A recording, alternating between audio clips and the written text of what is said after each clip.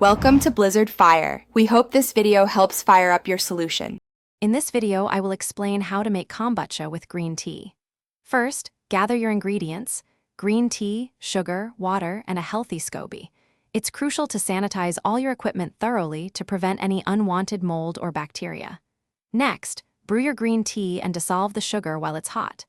Let this sweetened tea cool completely to room temperature before proceeding to the next step. This preparation is key for a successful brew. Once your sweetened green tea is cool, gently add it to a clean glass jar along with your SCOBY and a bit of starter liquid. Cover the jar with a breathable cloth, like a coffee filter or cheesecloth, and secure it tightly with a rubber band. Place your jar in a quiet spot away from direct sunlight, maintaining a consistent room temperature. Let it ferment for about 7 to 10 days, tasting periodically until it reaches your desired tartness. After the first fermentation, carefully remove the SCOBY and set aside about 1 to 2 cups of the fermented tea as starter liquid for your next batch.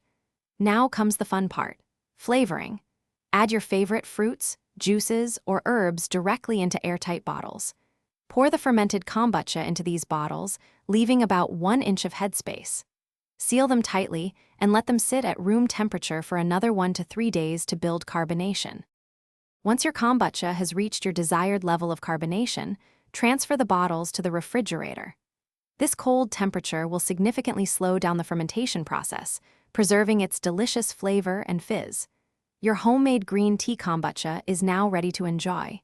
Serve it chilled and savor the refreshing, tangy taste. Don't forget to check the description below for a link to a fantastic book that can truly change how you think about money, as well as other great deals. Thanks for watching. If you found this helpful, don't forget to like and subscribe.